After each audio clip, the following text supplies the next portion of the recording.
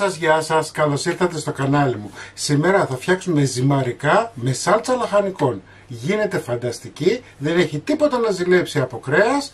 Μην ξεχνάτε να κάνετε κοινοποίηση στα βίντεό μου, να κάνετε γραφούλα στο κανάλι μου. Οτιδήποτε χρειάζεται μπορείτε να έρθετε στην ομάδα μας Μαγειρικές Απολαύσεις στο Facebook. Και πάμε τώρα να σας δείξω τη συνταγή, την εκτέλεση και τα υλικά.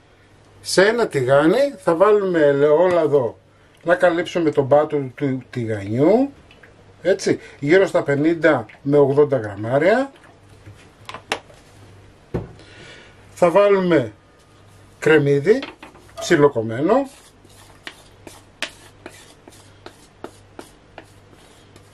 Είναι πανεύκολη συνταγή και πεντανόστιμη, πιστέψτε με, θα το ευχαριστηθείτε. 3 κιλίδες σκόρδο και ανάβουμε τη φωτιά.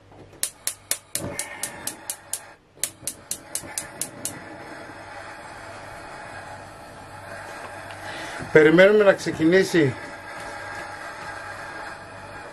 το σοτάρισμα.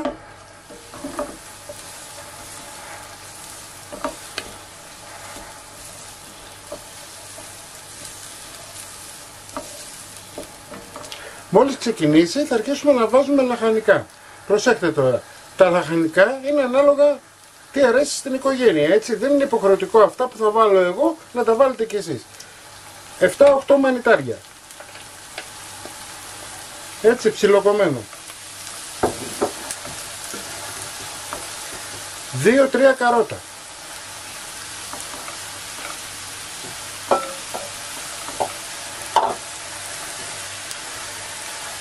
Πιπεριές διάφορα χρώματα.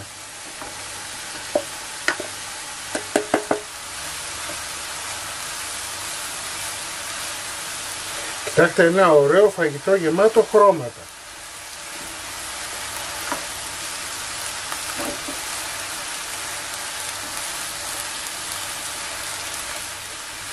Εδώ έχω 2 μελιτζάνες, τις οποίες θα τις ψιλοκόψω τώρα, τις κόβουμε τελευταίες για να μην μαυρίσουν. Εντάξει, αφήνουμε να σοταριστούν.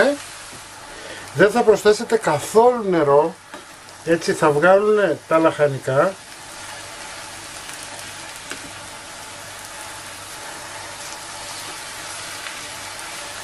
Και εννοείται ότι δεν θα μείνει τόσο όγκος, έτσι. Ρίχνουμε και τις μελιτζάνες.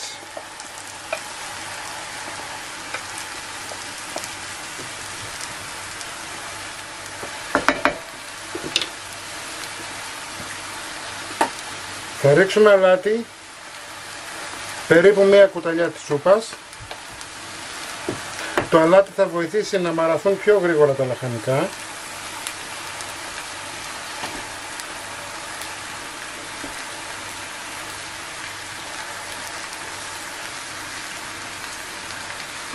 Μπορείτε να βάλετε ό,τι θέλετε, έτσι.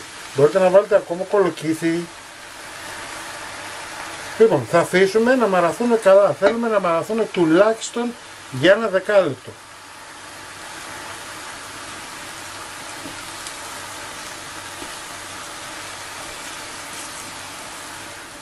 Λοιπόν, είδατε που σας είπα ότι θα βγάλει υγρά.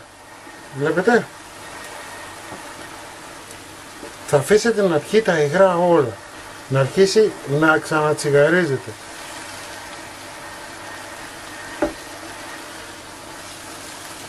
Θα αφήσετε να φύγει η υγρασία όλη. Έτσι, να ακουστεί αυτός ο ήχος του τσιγαρίσματος.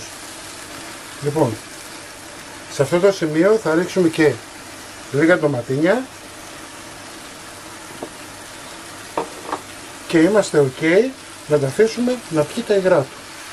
Λοιπόν, μόλις αρχίσει και ακούσετε αυτόν τον ήχο, έτσι σημαίνει ότι έχει αρχίσει και φεύγει η υγρασία. Θα βάλουμε μαϊντανό.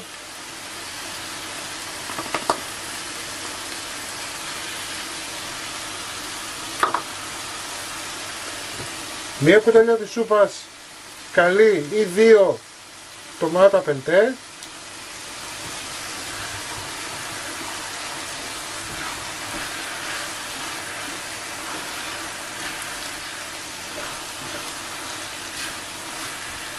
Πιπέρι.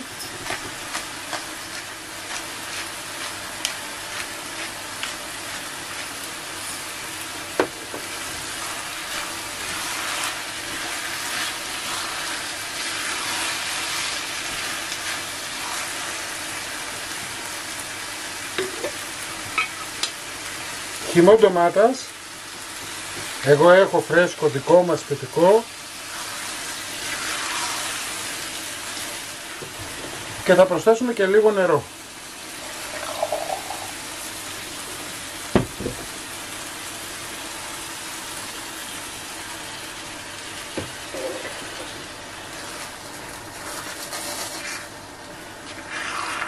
Ωραία. Χαμηλώνουμε τώρα τη φωτιά μας και το αφήνουμε να σιγοβράσει για να μελώσει.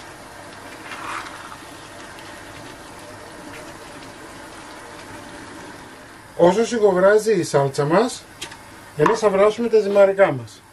Θα βάλουμε μια μισή κουταλιά της σούπας αλάτι. Ανακατεύουμε λίγο. Εγώ έχω επιλέξει να βάλω βίδες. Έτσι, μπορείτε να βάλετε όμως ό,τι ζυμαρικό θέλετε. Τα ρίχνουμε και τα αφήνουμε να βράσουν στο χρόνο που λέει ο κατασκευαστής στο πίσω μέρος. Εντάξει. Συγχρόνως γίνεται και η σάλτσα και θα είμαστε έτοιμοι. Τα μακαρόνια μας είναι έτοιμα. Έτσι, αν θέλετε σουρώνετε και τα τσιγαρίζετε με λίγο λαδάκι, εάν το θέλετε. Έτσι. Λοιπόν, πάμε τώρα για σερβίρισμα. Το φαγητό μας είναι έτοιμο. Πάμε να σερβίρουμε.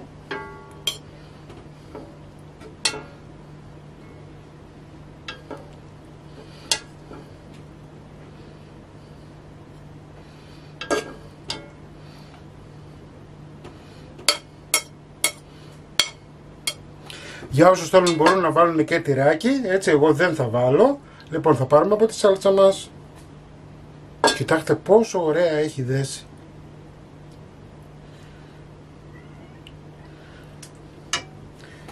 Θα βάλουμε και ένα κλωναράκι βασιλικό και το πιάτο μας είναι έτοιμο.